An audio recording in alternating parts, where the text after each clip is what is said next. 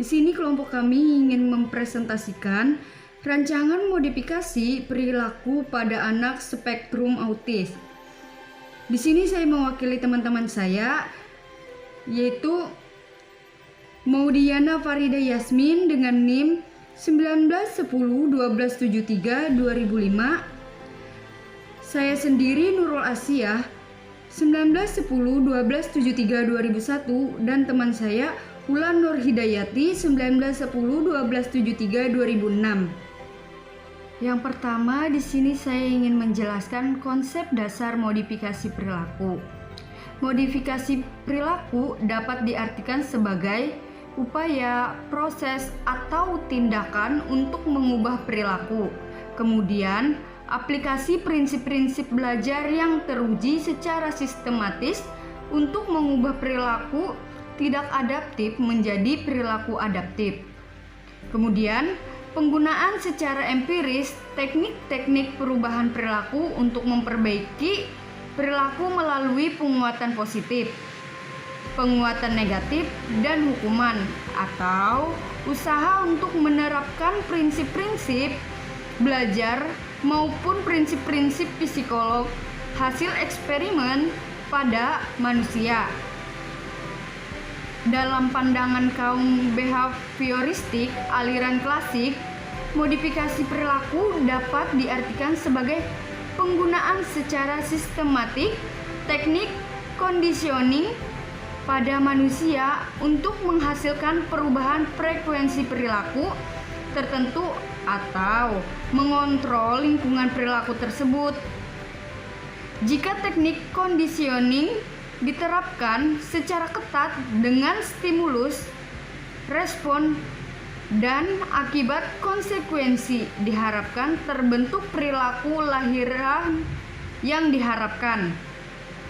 Dalam pandangan aliran operan, modifikasi akan terbentuk ketika penguat atau penguku diberikan berupa reward atau punishment.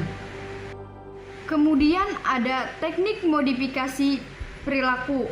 Nah, di sini kelompok kami menggunakan teknik reinforcement negatif. Jadi, menurut Skinner, reinforcement negatif yaitu pembatasan stimulus yang tidak menyenangkan. Stimulus yang jika dihentikan akan mengakibatkan probabilitas respon. Reinforcement negatif yang diterima merupakan bentuk tanggung jawab karena telah melakukan perilaku yang menyimpang. Siswa yang mendapatkan reinforcement negatif diharapkan tidak mengulang kesalahannya. Daliono 2009. Penguatan negatif berupa penghentian keadaan yang kurang menyenangkan sehingga peserta didik merasa terbebas dari keadaan tersebut. Baik, selanjutnya identitas anak. Nama anak sendiri Krisna Dharma Yoga. Tempat tanggal lahir Banjarmasin 2 Agustus 2014. Jenis kelamin laki-laki dan umurnya 7 tahun. Anak ketiga dari 3 bersaudara, agama Islam. Kelas 1 SD dan sekolah di SDLB SLB 3 Banjarmasin. Alamat Jalan Simpang Puin Selatan, Gang 17 Agustus, RT 23 nomor 111. Jenis hambatan anak ini sendiri adalah autis. Analisis hasil identifikasi yang berdasarkan hasil observasi kami.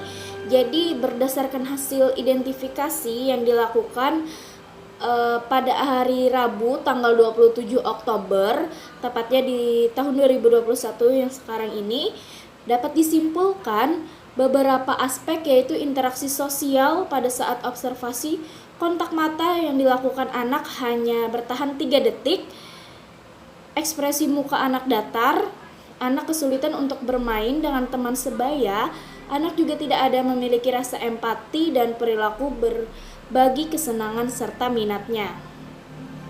Selanjutnya, aspek komunikasi sosial, anak ini terlambat berbicara, tidak seperti anak pada umumnya, mencontoh bahasa kartun yang disukainya seperti Upin Ipin karena dia sering nonton TV Upin dan Ipin itu, jadi dia mencontoh gerakan komunikasinya atau bahasanya. Dan cara bermain anak kurang variatif karena anak hanya fokus dengan handphone. Dan kemudian aspek perilaku, anak mampu mempertahankan satu minat dengan cara yang sangat berlebihan, baik intensitas dan fokus terhadap handphone tersebut. Analisis hasil identifikasi yang berdasarkan wawancara dengan orang tua anak yang dilaksanakan pada hari Rabu tanggal 27 Oktober 2021 dapat disimpulkan bahwa perilaku anak di rumah menyesuaikan kondisi hati anak atau mood anak. Anak tidak ada melakukan program diet untuk jam tidur anak pada saat ini sudah teratur dibandingkan dengan yang sebelumnya. Anak sering melakukan kegiatan yang berulang-ulang, yaitu bermain handphone. Jika handphone tersebut diambil paksa, maka anak akan tantrum atau mengamuk. Dan anak ini tidak memiliki sensitif terhadap bunyi atau suara yang sangat keras ataupun bagaimana dia acuh gitu. Jadi anak suka menjejerkan benda maupun mainannya sendiri untuk melakukan kegiatan seperti sehari-harian. Contohnya BAB, mandi dan gosok gigi itu masih dibantu oleh orang tua. Anak belum mampu untuk melakukannya dengan mandiri atau dengan sendirinya. Tetapi untuk buang air kecil, anak masih bisa melakukan sendiri. Dan untuk problem perilaku anak, yang pertama, perilaku berkelebihan. Anak ini sering bermain handphone. Jadi, anak sering bermain handphone karena anak merasa nyaman dan senang saat melihat game atau film di handphone tersebut, sehingga semua perhatian mengarah pada benda tersebut. Dan yang kedua, perilaku berkekurangan, yaitu malas belajar. Karena anak ini sering bermain gadget atau handphone tadi, maka rasa minat belajarnya berkurang atau menurun sehingga prestasi anak pun mulai terhambat. Jadi kesimpulan untuk penanganan dari dua perilaku tersebut, kami menggunakan metode reinforcement negatif. Karena apa?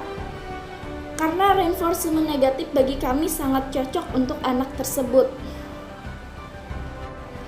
Nah, lanjut di slide analisis fungsi dengan formula A, B, C. A pastinya kalian sudah mengetahui apa A itu antecedent, dan yang B adalah behavior, dan C adalah konsekuensi. Sebelum kita memasuki ke analisis fungsi dengan formula ABC, maka saya akan membacakan atau menjelaskan terlebih dahulu tentang kasus tersebut. Jadi kasusnya ini adalah anak sangat suka bermain game dan menonton film kartun di handphone. Ketika handphone diambil oleh orang tuanya, maka ia akan tantrum atau mengamuk. Pernah ada kejadian handphone anak sudah disembunyikan oleh orang tua, tetapi anak terus-menerus merengek dan meminta anak diberikan handphone kepada anak. Bahkan anak bermain game dan menonton film kartun di handphone sampai baterai handphone pun habis. Hal tersebutlah yang menyebabkan anak apabila dipanggil oleh orang tuanya tidak mendengar karena asik bermain dengan handphonenya sendiri. Jadi menurut kelompok saya, terutama saya sendiri, antecedentnya ini adalah anak sedang senang bermain handphone. Dan yang behaviornya atau penyebabnya, anak bermain handphone hingga baterainya habis. Dan yang kedua, anak sering merengek ketika tidak diberikan handphone. Dan yang konsekuensi, anak malas belajar, sering tidak mendengar apabila orang tua memanggil. Bahwa kesimpulan hasil analisis fungsi dengan formula ABC ini, yang A ini adalah atau antecedentnya, anak lebih takut dengan kakak iparnya karena setiap kali kakak ipar menegur anak ketika bermain HP, maka anak langsung melepas handphonenya. Yang harus diberikan perlakuan tentu saja anak tersebut. Yang perlu diikuti sertakan dalam pemberitahuan perilakuan adalah orang tua dan kakak iparnya. Kenapa kami membuat kakak iparnya? Karena menurut observasi wawancara yang kami lakukan terhadap orang tua, anak ini sangat takut oleh anggota keluarganya yang bernama bisa dikatakan kakak iparnya. walaupun kakak iparnya itu tidak memarahi ataupun bersuara dengan keras, tetapi anak ini memang sebenarnya takut. Entah kenapa orang tua pun bingung, sehingga yang ditakuti oleh anak di ruangan lingkup keluarga itu adalah kakak iparnya saja. Jadi ketika anak itu bermain HP, dia akan takut jika melihat kakak iparnya. Jika ditegur, "Hai Yoga, ayo, sudah waktunya, sudah bermain handphone terlalu lama. Sini, sudah selesai main handphonenya, sini berikan handphonenya kepada saya." Contohnya seperti itu. Anak pun cepat melakukannya karena anak ini sangat takut oleh kakak iparnya tersebut.